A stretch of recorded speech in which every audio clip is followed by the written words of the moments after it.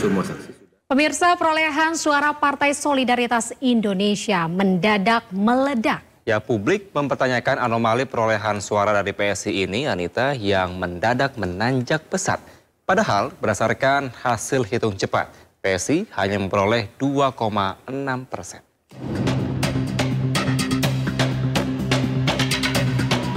Perolehan suara Partai Solidaritas Indonesia mendadak melejit.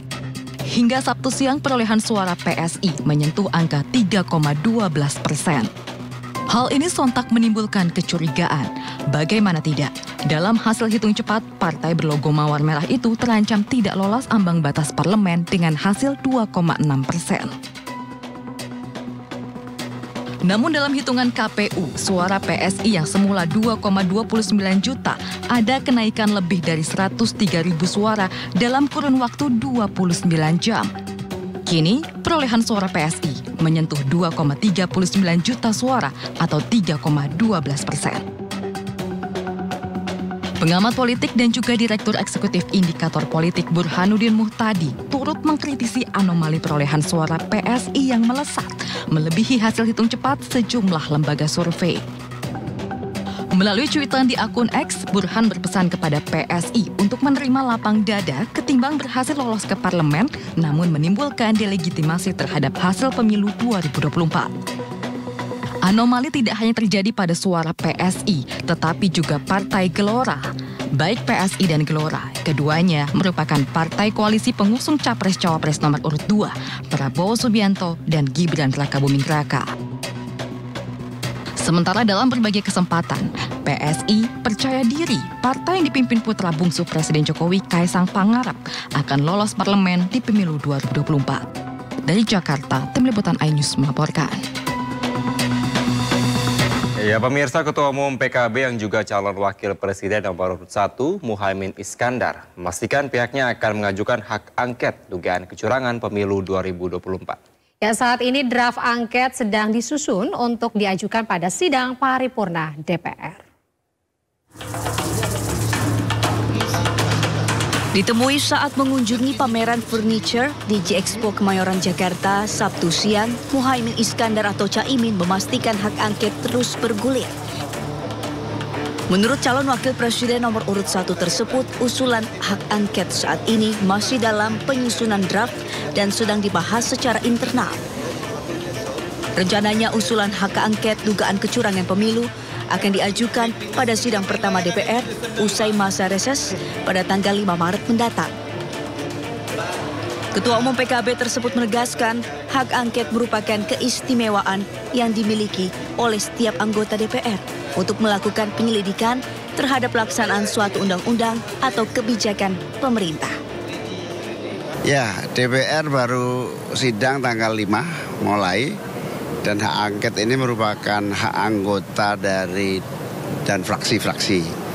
Dan tentu kita tunggu saja. Kabarnya masih pada menyusun draft untuk diajukan di sidang DPR yang pertama.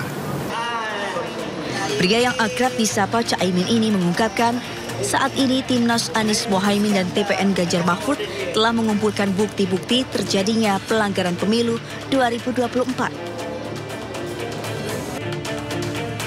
Sebelumnya calon presiden nomor urut 3 Ganjar Pranowo telah mewacanakan untuk menggulirkan hak angket menyikapi mencuatnya dugaan kecurangan pemilu secara terstruktur, sistematis, dan masif menyusul perhitungan suara Pilpres yang anomali.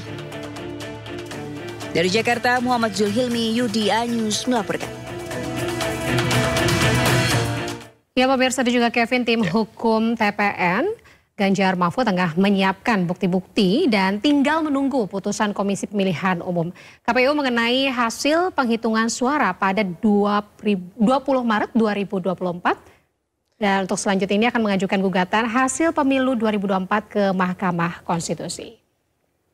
Angket masalah gugatan ke MK kok enggak jalan. Lah itu ada jadwalnya.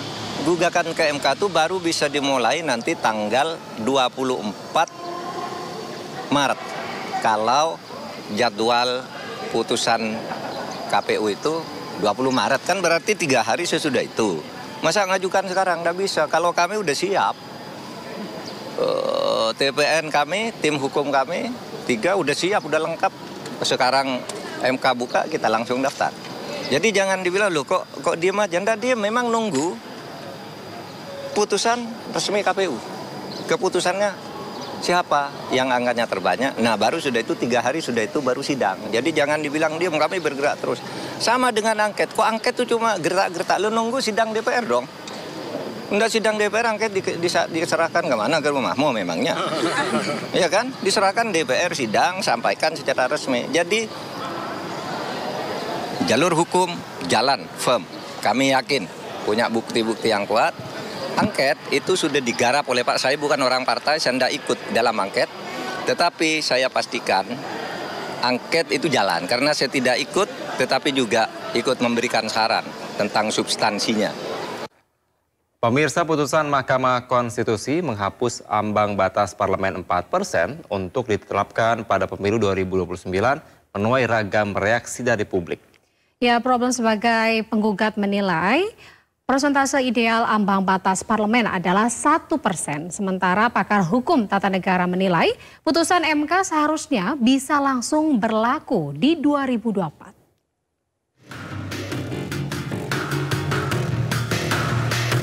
Putusan Mahkamah Konstitusi menghapus ambang batas parlemen 4% untuk diterapkan pada pemilu 2029 menuai beragam reaksi publik.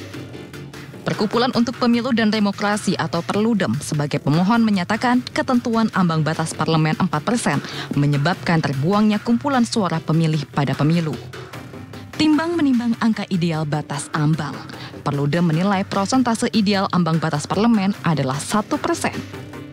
Jadi memang di permohonan kami itu kita menyediakan juga sebetulnya satu rumus ya, rumus dari Tagepera namanya, untuk kemudian menghitung bagaimana metode ambang batas efektif yang kemudian bisa diberlakukan gitu, yang kemudian muncullah angka 1% itu.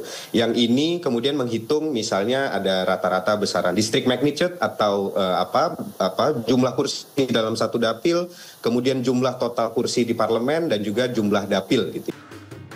Sementara itu, pakar hukum tata negara menilai putusan Mahkamah Konstitusi menghapus ambang batas 4% bisa diberlakukan di pemilu 2024 tanpa perlu menunggu hingga pemilu 2029. Dengan kalau diterapkan 2024, momennya pas ya, terlepas siapa partai siapa yang diuntungkan, tapi yang kita fokuskan adalah melindungi atau meminimalisir suara rakyat yang terbuang. Nah, Kenapa tidak 2024? Itu yang saya sesalkan. Oke. Kalau seandainya ini sudah diputuskan, nah saya kira memang tidak. Dalam pertimbangan, MK menyatakan setuju dengan Perludem soal ketiadaan dasar penentuan ambang batas parlemen 4%. Menurut MK, undang-undang tidak pernah mengatur cara menentukan ambang batas, namun ambang batas selalu dinaikkan. Tim Liputan iNews melaporkan.